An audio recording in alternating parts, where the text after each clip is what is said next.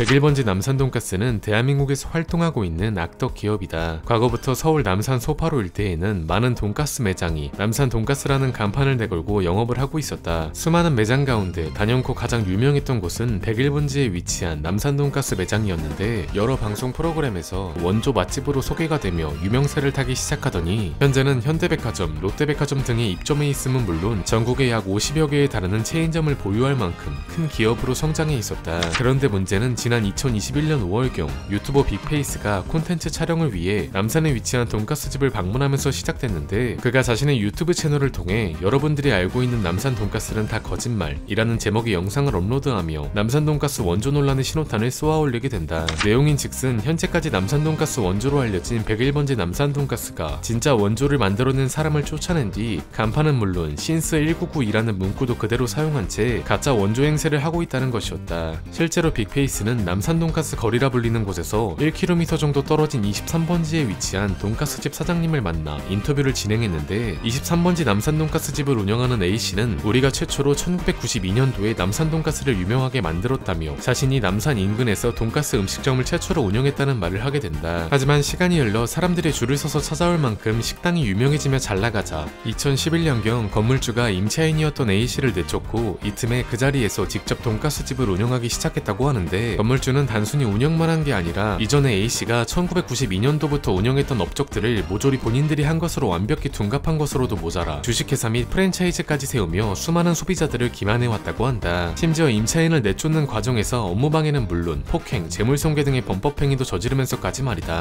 그렇게 원조 사장님은 매장에서 쫓겨난 뒤 근처 소파로 23번지로 사업장을 옮겨 남산돈가스 상호를 걸고 다시 매장을 열었지만 소비자들은 이를 알 방법이 마땅치 않았고 어쩌다 한번 매장을 찾는 이들은 여전히 101번지 남산돈가스를 원조로 인식하고 있었다고 한다. 그런데 해당 문제를 빅페이스가 공론화시키며 101번지가 그동안 주장해왔던 원조 남산돈가스 이미지에 타격을 받자 입장문을 밝혔는데 101번지에서 2011년까지 영업을 했던 원조 사장은 본인들이 고용한 위탁 운영자라며 결국 자신들이 원조라고 주장함은 물론 빅페이스와 원조 사장님을 대상으로 고소장을 접수하기에 이르렀다. 101번지 남산돈가스 측은 빅페이스를 상대로 허위사실 명예훼손 및 영상금지 가처분 재판 신청 그리고 5억원가량의 손해배상 청구 소송을 제기했고 101번지 대표 B씨는 빅페이스 영상의 목적이 조회수와 구독자를 높이기 위한 것으로 추정된다. 앞으로 A씨와 빅페이스에 대한 검찰 조사 결과와 법원 판결이 나오게 되면 결과를 공개할 예정이라며 단호한 입장을 밝히게 된다. 이윽고 몇 달 뒤 101번지 돈가스 측에서 명예훼손으로 고소한 사건에서 승소했다고 SNS에 올리며 사건은 마무리되나 싶었는데 알고 보니 해당 판결문은 빅페이스와 전혀 관련이 없는 판결문이었고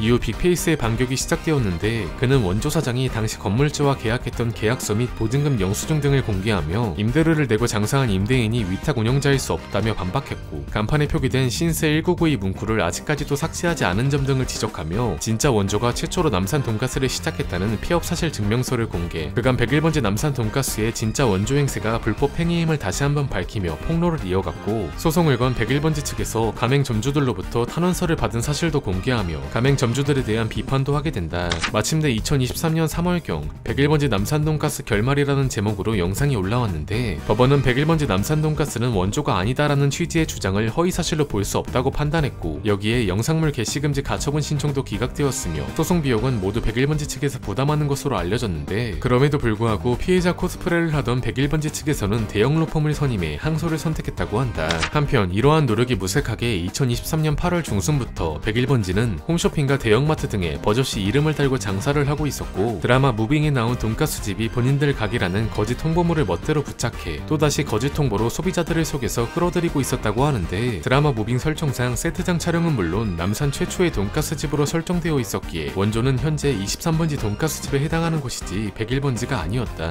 그렇게 101번지 남산 돈가스는 버젓이 소비자들을 등쳐먹고 장사를 하고 있었는데 이런 사회적으로 무리를 많이 일으킨 기업이 지난해 중기부 경영혁신형 중소기업으로 재인증되었다는 사실이 알려지며 논란이 다시 한번 불거지게 된다. 참고로 해당 인증을 받게 되면 금리 우대는 물론 정기 세무조사 유예, 방송 광고비 감면 등 엄청난 혜택을 받게 되는데 그동안 숱한 논란을 만들어낸 부도덕한 기업이 우리들의 피같은 세금으로 이 같은 혜택을 받는다고 한다. 그렇게 남산돈가스 원조 사장을 몰아내고 원조 가게인 척 영업을 이어가고 있다는 논란이 계속해서 제기되자 국회는 101번지 남산돈가스 대표의 증인 출석을 요구하며 국회 국정감사까지 열리게 되었는데 101번지 측에서는 대표의 해외 출장을 이유로 남편인 부대표를 대신 출석하는 것으로 협의했지만 했지만 그마저도 증인 이결을 한 다음날 부대표가 갑자기 해외 출장을 이유로 사실상 도피를 선택하며 고발까지 당하게 되었다고 한다. 결국 비페이스는 지난 2년 반 동안 진행된 법적 공방에서 모두 승리했으며 101번지 남산 돈가스의 추악한 실태가 대중들에게 알려지게 된 계기가 되었다. 이상이다.